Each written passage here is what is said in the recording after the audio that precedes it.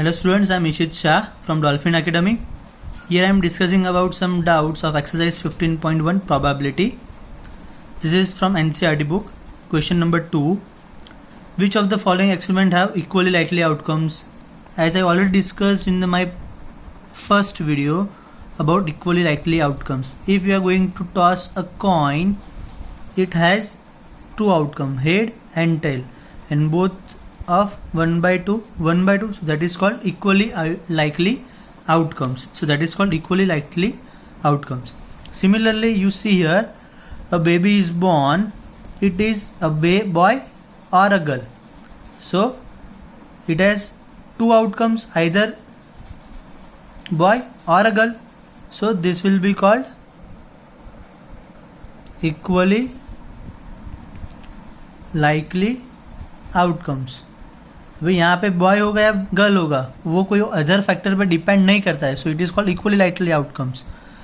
But जैसे इसको मैंने समझा इक्वली लाइकली आउटकम्स है, ये क्लियर हो गया. ओके, वही मैं यहाँ पे फर्स्ट वाला दिखाता हूँ.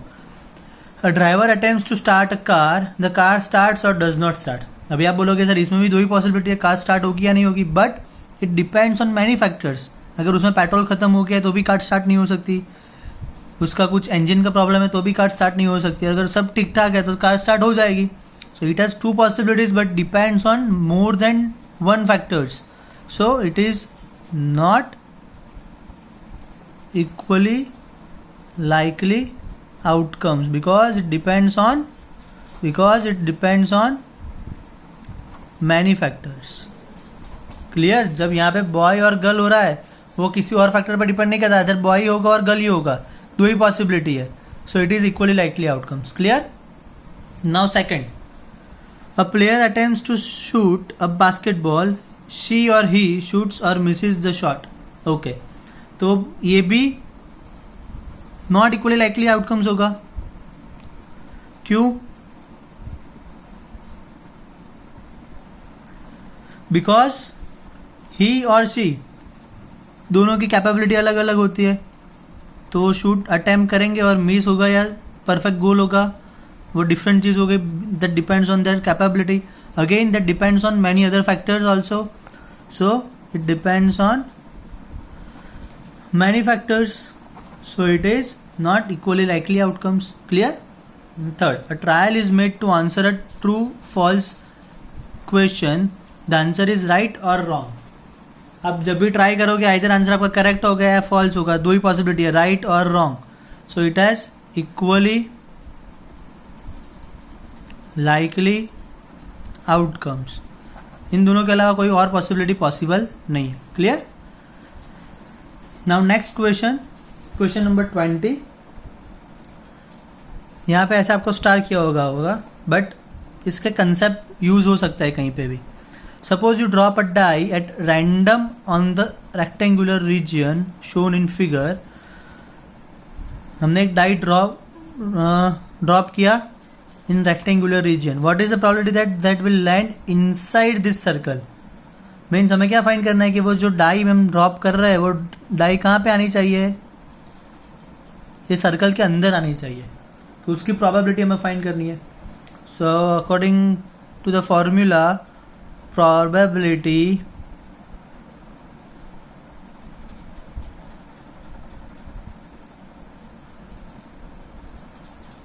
of a die will land inside the circle is equals to favorable outcomes to event divided by total number of outcomes.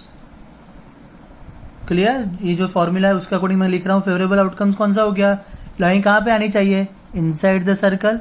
So favourable outcome क्या हो गया हमारा, area of circle. And total outcome कितना है मेरा, रेक्टेंगुलर शेप, उसके अंदर ही मैं डाई थ्रो कर रहा हूँ. तो डाई यहाँ पे भी आ सकती है, डाई यहाँ पे भी आ सकती है, डाई यहाँ पे भी आ सकती है. बट मुझे फाइंड क्या करना है, probability that die will land inside this circle. So favourable outcome is in circle area divide by area of rectangle / area of rectangle. Clear. Okay, so area of circle is equals to pi r square.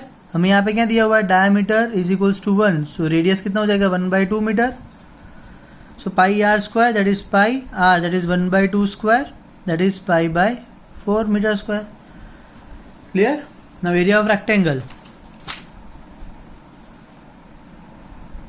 area of rectangle that is L into B 3 into 2 6 metre square. अभी इसमें रख देते हैं. So probability is equals to area of circle that is पाई/4 upon area of rectangle that is 6. So answer क्या हो गया, पाई, ये 4 नीचे आ जाएगा, 6 4 जा 24. So that is your answer of probability of a die will land inside the circle that is पाई/24. ये आपको पूरा सेंटेंस लिखना है. Clear. Probability of a die will land inside the circle is equals to पाई/24. Next question number 22. 2 dies, 1 blue and 1 grey are thrown at the same time. Colour से कोई फर्क नहीं पड़ेगा, डाई में 1 to 6 ही होता है, तो कलर कोई भी दिया हुआ है उससे कोई फर्क नहीं पड़ेगा. यहाँ पे बोल रहा है कि हम 2 डाई थ्रो कर रहे हैं बस. Complete the following table. Event. Sum on 2 dice is 2. Sum on 2 dice is 3. Sum on 2 dice means हम 2 फेंक रहे हैं तो 6 टोटल 36 पॉसिबिलिटीज हो गई. जैसे कि 1 1 1 2 1 3 अप टू 1 6. वैसे 2 1 2 2 2 3 अप टू 2 6 ऐसे लेके 6 1 6 2 अप टू 6 6. ठीक है, पूरा कंसिडर करना है आपको. 3 1 3 2 up to 3 6 4 1 4 2 up to 4 6 5 1 5 2 up to 5 6 and 6 1 6 2 up to 6 6. Total 36 possibilities are there. तो ये बन गया आपका सैम्पल स्पेस. अभी मुझे क्या चाहिए, event. Sum on dice is 2. दोनों का एडिशन क्या होना चाहिए, 2. So sum is equals to 2. ऐसी पॉसिबिलिटी कितनी है, एक ही है, 1 1 1 + 1 ही 2 होता है, बाकी कोई पॉसिबल नहीं है. तो इसका प्रोबेबिलिटी क्या हो गया, probability of sum is equals to 2 that is equals to, ये कितना हो गया, 1 डिवाइड बाय टोटल कितना है 36. तो 1/36 करेक्ट. समझ में आ रहा है. अभी मुझे क्या चाहिए, सम इज 3. Some is 3. तो 3 कब होगा, यस 1 2 एंड 2 1. और कोई पॉसिबिलिटी नहीं है जिसमें सम 3 हो सके. तो यहाँ पे कितने हो गए, 2. So probability of sum is equals to 3 that is 2/36. समझ में आ रहा है. तो यहाँ पे आपका आंसर क्या आ जाएगा, 2/36. अभी 4 का करते हैं. 4 1 3 then 2 2 and 3 1. So probability of sum is equals to 4. कितने हो गए, 1 2 और 3. So that is 3/36. समझ में आ रहा है. तो ये हो गया 3/36. ऐसे हम करते हैं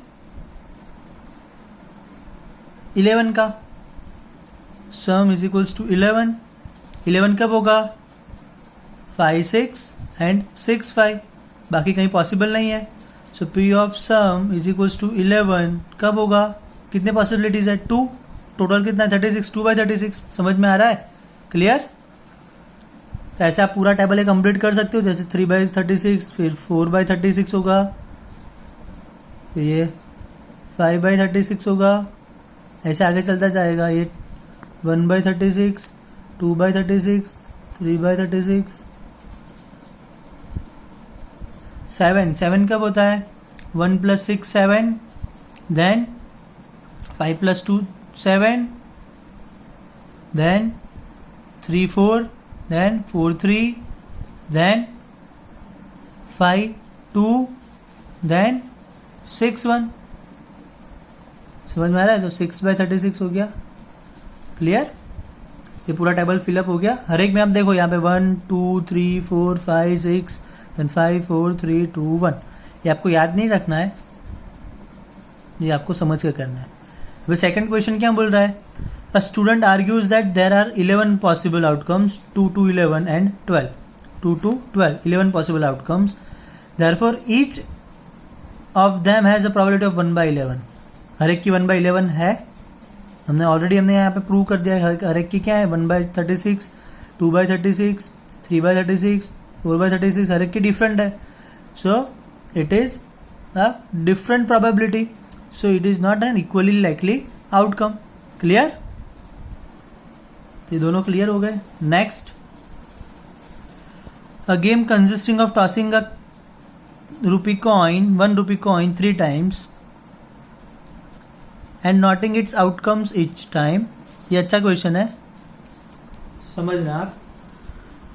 हम 3 टाइम टॉस कर रहे हैं. अगर 3 कॉइन साइमल्टेनियसली टॉस करो और 3 टाइम एक कॉइन टॉस करो, दोनों कंसिडर हमें एक तरीके से ही करना है. उसका सैम्पल स्पेस बन जाएगा. मैंने सिखाया 2⁻3 8 का हाफ करके लिखना है पूरा. मैं डायरेक्ट लिख रहा हूँ HHH HHT HTH HTT THH THT TTH TTT. ये 8 आउटकम बन गए. ओके, अभी क्या बोला है? Hanif wins if all the toss give the same result. Same result means HHH and TTT. Hanif कब जीत रहा है? when there is HHH और TTT. तो 2 पॉसिबिलिटी के लिए वो जीत रहा है. बाकी में वो क्या करेगा? लूज करेगा. लूज करेगा. उसकी पॉसिबिलिटी कितनी हो गई? 1 2 3 4 5 6, total 6 outcomes. when Hanif will lose the game. Okay, यहाँ पे देखो आप, Hanif wins if the tosses give the same result. Same result means HHH and TTT. तीनों टॉस में सेम रिजल्ट आना चाहिए. यहाँ पे 2 रिजल्ट सेम है, थर्ड रिजल्ट डिफरेंट है, तो इसको हम सेम रिजल्ट नहीं बोल सकते. Clear? So Hanif wins only if the tosses give the same result. तो वैसे 2 आउटकम्स हो गए और हानिफ लूज कर रहा है. बाकी अदर केस में एंड लूजेस अदरवाइज मीन्स बाकी सब में 1 2 3 4 5 6 उसमें क्या कर रहा है? वो लूज कर रहा है. 6 outcomes. So calculate the probability that Hanif will lose the game. Probability of lose कितना होगा? 6 बाय कितना है? 1 2 3 4 5 6 7 8 आउटकम्स. क्लियर? सो 6/8 क्या हो गया? 2 3 2 4 3/4. That is your answer. अगर यहाँ पे पूछा होता probability that Hanif will win the game, तो प्रोबेबिलिटी ऑफ विन क्या हो जाता? कितना है विन के लिए आउटकम्स? 2, और टोटल तो कितना है? 8. 2/8 तो हो जाता 1/4. Clear? Okay. Next, a die is thrown twice. अभी डाई हमने just a minute. A die is thrown twice.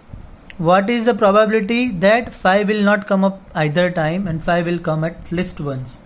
Way die में कितनी बार? 2 बार टॉस कर रहा हूँ. Die means 1 to 6 possible outcomes. 6⁻², total 36 outcomes हो गए. ठीक है, याद रखना आप. Throwing a die twice and throwing a 2 dice simultaneously are treated as same experiment, जैसे मैंने अभी आगे आपको बताया. ठीक है, यहाँ पर टॉसिंग अ कॉइन वाला 3 टाइम टॉस करो या 3 टाइम कॉइन साइमल्टेनियसली टॉस करोगे, दोनों केस क्या हो गए? सेम हो गए. टोटल 36 पॉसिबल आउटकम्स हो गए. अभी मैं यहाँ पे कंसिडर कर रहा हूँ 5 will come up at least once. पहले आपको पूरा 36 आउटकम्स बनाना है. ये वाला 36 outcomes, that is your sample space. पहले आपको सैम्पल स्पेस लिखना है पूरा, फिर आपको ये लिखना है 5 will come up at least once. कब आ सकता है? एटलीस्ट वंस एक होना चाहिए. तो एक 1 5 2 5 3 5 4 5 5 1 5 2 5 3 4. एटलीस्ट वंस मीन्स एक से ज़्यादा भी चलेगा, तो 5 5 5 6 एंड 6 5. 1 2 3 4 5 6 7 8 9 10 11. टोटल कितने हो गए? 11 आउटकम्स हो गए. क्लियर? जिसमें 5 एटलीस्ट एक बार आ रहा है. So probability of getting 5 once is equals to 11/36, जिसमें मुझे एक बार 5 मिलेगा. Probability of getting 5 once that is 11/36. और मुझे फाइंड करना है 5 will not come up either time. एक भी बार 5 नहीं आया तो वो कितना हो गया, ये हो गया P ऑफ A, ठीक है। तो मुझे फाइंड करना है P of not A।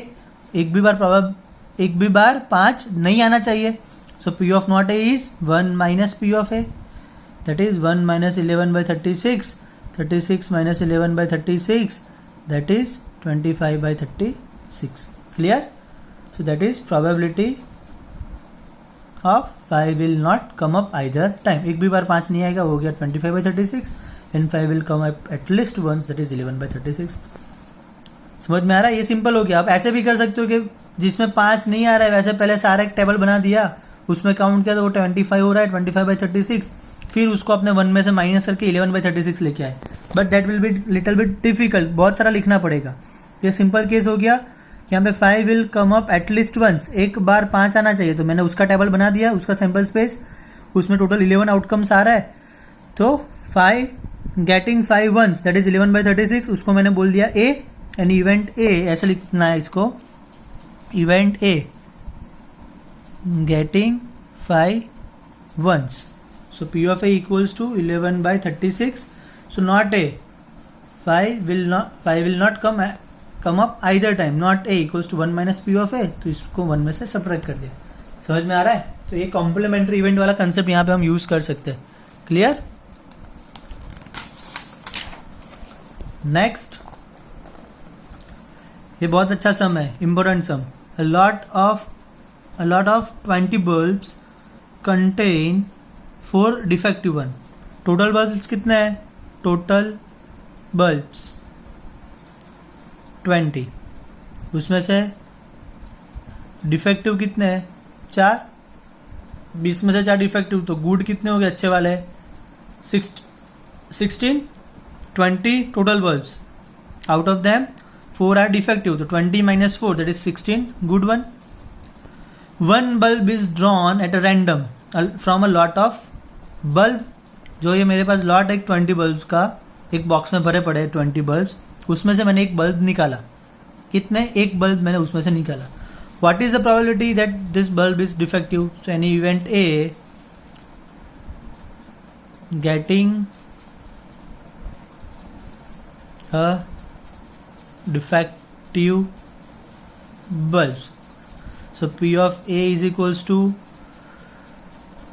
favorable outcomes divided by total outcomes।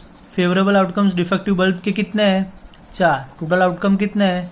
20, that is 1/5।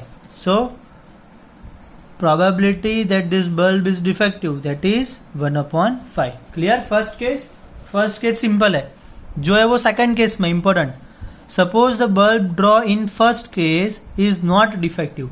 जैसे आपने यहाँ से 20 बल्ब है, उसमें से एक बल्ब ड्रॉ किया, एक बॉक्स में से भरे पड़े 20 बल्ब, उसमें से एक बल्ब निकाला, तो बट वो आया आपका अच्छा वाला, गुड बल्ब निकल के बाहर आ गया, एंड इज नॉट रिप्लेस्ड। तो अभी एक बॉक्स था, उसमें 20 बल्ब थे, एक मैंने निकाला, एक बल्ब मैंने निकाला, ठीक है। अभी ये जो बल्ब है वो कैसा है? गुड वन है, ठीक है। तो एक यहाँ से निकल गया, तो अभी बॉक्स में कितने बल्ब बाकी रहे? 19 बल्ब बाकी रहे, 19 बल्ब, उसमें से 4 कितने हैं? डिफेक्टिव, एंड 4 डिफेक्टिव है। यहाँ पे क्या बोला है?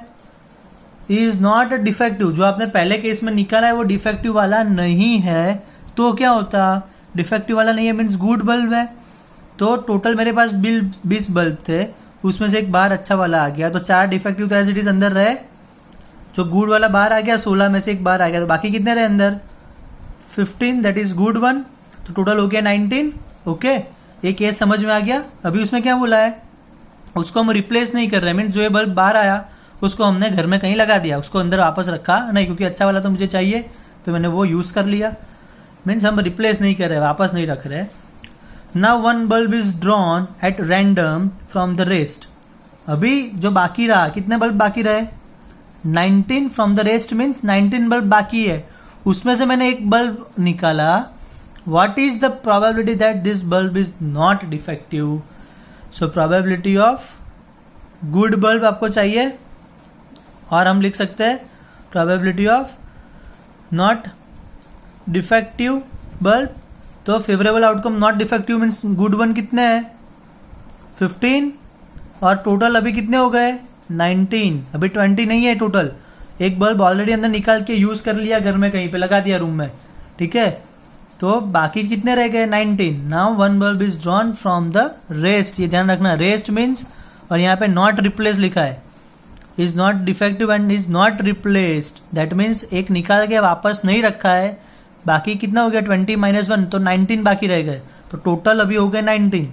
अभी मुझे चाहिए किसकी प्रोबेबिलिटी, नॉट डिफेक्टिव, तो not defective means good one कितने है 15, सो 15/19। अगर यहाँ पे बोला होता is not defective and is replaced, अगर मैंने उसको रिप्लेस कर दिया तो total number of bulb change नहीं होगा, वो 20 एज इट इज ही रहेगा। समझ में आ रहा है? तो इसका आंसर आ जाता 16/20। Clear?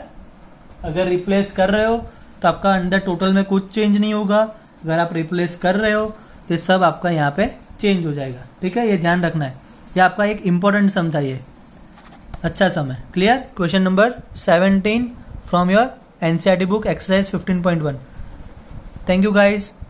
Keep liking our Dolphin Academy and our videos. Thank you guys. Keep liking our videos and like my YouTube channel and also subscribe the YouTube channel. Thank you.